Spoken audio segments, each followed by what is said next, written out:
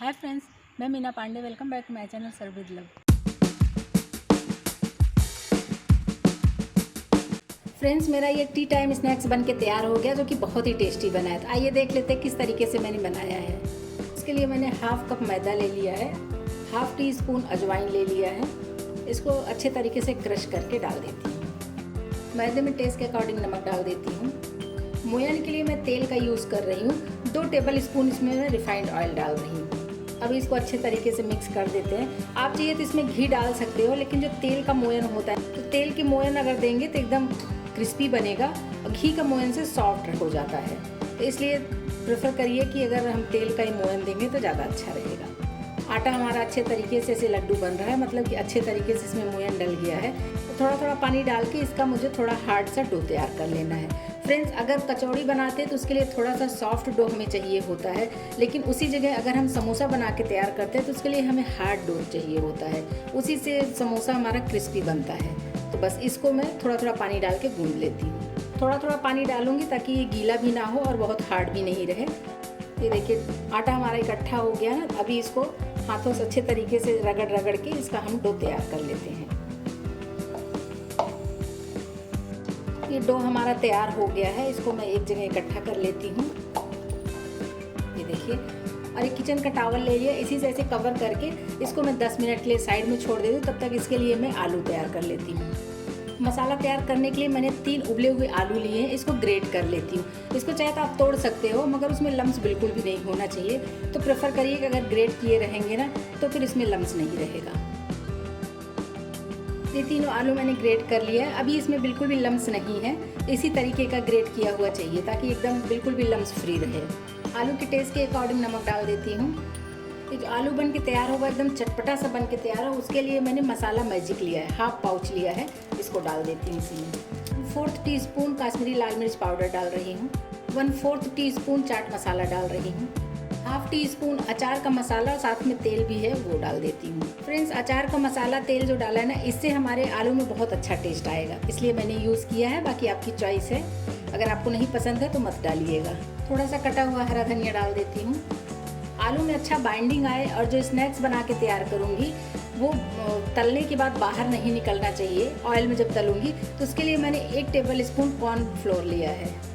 Friends, आपकी अपनी choice है, अगर पसंद हो तो ही डालिएगा, मगर ये कॉर्नफ्लावर डाल देने से ना इसमें बाइंडिंग बहुत अच्छी आ जाएगी।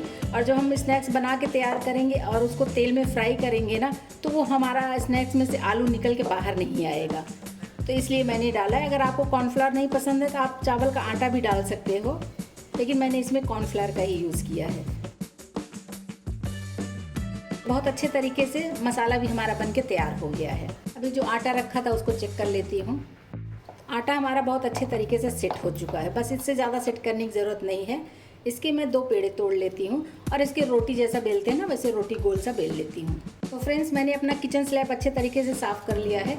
इसी पे मैं ये रोटी बेल के तैयार करूँगी। तो इसमें कोई भी आटा लगाने की ज़रूरत नहीं है, क्योंकि इसमें मोयन अच्छा दिया हुआ रहता है ना। तो ये ऐसे बेल लेंगे तो जो इसमें मोयन दिया है उसकी वजह से ये बेल जाएगा। इसमें कोई भी क्रैक नहीं आएगा, चिपकेगा नहीं। इसको रोटी जैसा मैं बेल लेती हूँ। बहुत मोटा नहीं रहेगा, जैसे रोटी होता है ना, बस उसी तरीके से इसको बेल लेना है। ये देखिए फ्रेंड्स, मैंने रोटी जितना बेल लिया है। आप चाहिए तो और बड़ा कर सकते हो, मगर जिस हिसाब से हम पेड़ा लेंगे उतना ही बड़ा बना सकते हैं ना। तो मैंने पेड़ा इसी हिसाब से लिया है। तो फ्रेंड्स, ये रोटी तो मैंने बेल लिया है। एकदम इसके बीचों बीच एक कटोरी, छोटी सी जो चटनी वाली कटोरी आती है ना, इसको रख दे रही हूँ इस तरीके से। और इसके चारों तरफ जो आलू का मैंने मसाला बना लिया ना, इसके चारों तरफ में वही आलू लगा देती हूँ। आप चाहिए हाथ से लगा दो, स्पून से लगा दो। एक पतला सा लेयर जो आलू का, इस तरीके से मैं फैला दे रही हूँ। कटोरी इसलिए लगाया कि बाद में कटोरी उठा लूँगी ना, फिर आगे का वीडियो में बने रहिए, फिर आगे का आपको पता चलेगा कि वो बीच में कटोरी मैंने क्यों लगाया है। और इसी तरीके से आलू पूरे रोटी पे मैं फैला दे रही हूँ।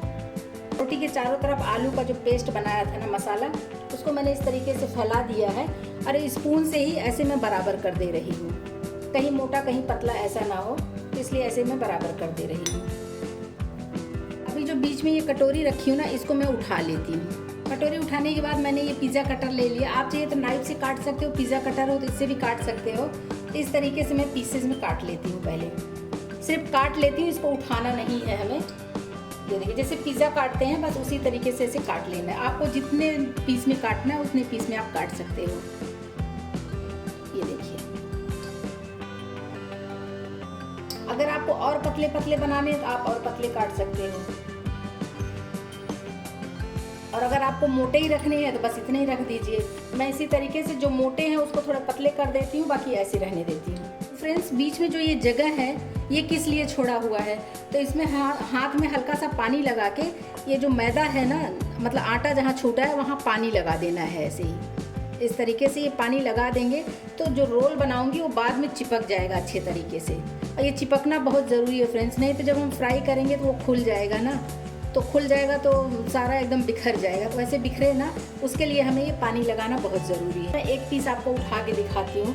ये देखिए, जैसे ये वाला पीस है ना, उठा रही हूँ तो बीच में ऐसे थोड़ा सा प्रेस करके और इसको ऐसे साइड में, बाहर की साइड में थोड़ा सा ऐसे खींच रही हूँ। खींचने के बाद इसको एकदम टाइटली हमें ऐसे रोल करना है। मैं रोल करके आपको दिखाती हूँ।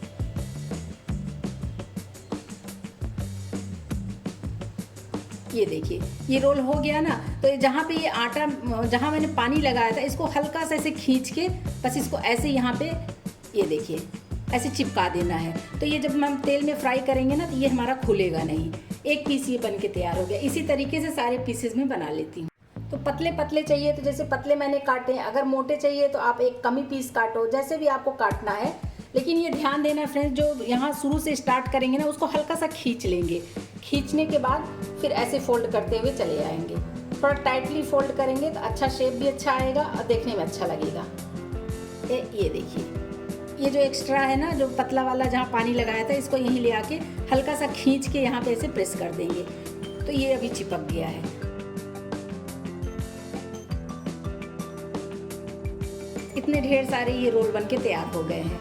तो इसको फटाफट ऐसे हम तेल में फ्राई कर लेते हैं। आप चाहिए तेल में फ्राई कर लीजिए, ओवन हो, एयर फ्रायर हो तो आप उसमें भी फ्राई कर सकते हो, लेकिन इसको मैं आज तेल में फ्राई करके दिखाऊंगी। तो तेल हमारा मीडियम गरम हो गया है, बहुत ज़्यादा हाई हीट नहीं रखना है, मीडियम गरम ही रखना है। एक छन्नी में ले लिया है, 1 से 2 मिनट के लिए ऐसे रखूँगी, उसके बाद मैं सारा ऐसे उतार दूँगी कढ़ाई में। तो इस तरीके से रहेगा तो कढ़ाई में चिपकेगा नहीं तो क्या होता है, अगर डाल के हम थोड़ा सा भी इधर उधर हो गए ना और तेल हमारा गर्म रहता है तो वो नीचे चिपकने लगता है, कभी कभी ऐसा होता है। तो अगर इस तरीके छन्नी में रख के फिर थोड़ी देर के बाद अगर तेल में डालेंगे तो हमारा नीचे लगेगा नहीं। देखिए फ्रेंड्स, इसमें जो है हरकत होने लगी ना, मतलब बुलबुले आने लगे हैं। अभी ऐसे मैं इसी में डाल देती हूँ। ये देखिए, बस इसी तरीके से अभी के लिए जैसे तेल गर्म हो गया है तो गैस को स्लो टू मीडियम पे रखूँगी और बस इसको उलट पलट के क्रिस्पी सेक लूँगी।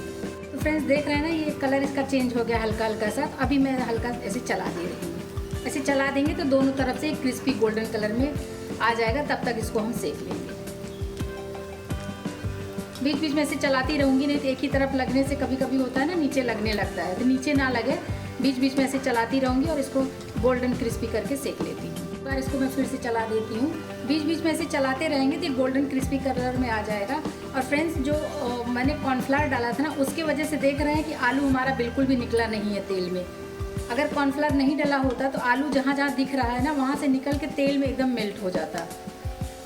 तो इसलिए आपको कॉर्नफ्लावर अगर डालेंगे तो इस तरीके से आपका बन के तैयार होगा कि आलू बिल्कुल भी तेल में निकलेगा नहीं। तो इसको थोड़ा सा और क्रिस्पी होने देती हूँ, फिर निकाल लूँगी। तो फ्रेंड्स देख रहे हैं कितना गोल्डन क्रिस्पी कलर हो गया है। तो बस इसको मैं एक एक करके ऐसे निकाल लेती हूँ। ये छन्नी में ऐसे थोड़ा सा रोक के रखूँगी ना तो एक्स्ट्रा तेल जो होगा वो झड़ जाएगा। और फ्रेंड्स बहुत ही क्रिस्पी बना है, बहुत ही टेस्टी और बहुत ही क्रिस्पी बन के तैयार हुआ है। ऐसे दूसरा बैच डाल दे रही हूँ।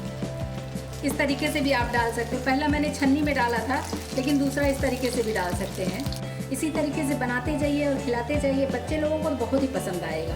और टी टाइम स्नैक्स के तौर पे बनाएंगे तो भी बहुत अच्छा लगेगा। हल्की फुल्की भूख लगी है उस टाइम में बना के खिलाएंगे घर वालों को तो भी बहुत अच्छा लगेगा। तो आपकी अपनी चॉइस है किस टाइम में आप बना के यूज़ करते हो, खाते हो, वो आपकी अपनी चॉइस है। तो बस इसी तरीके से इसको भी मैं सेक के निकाल लेती हूँ।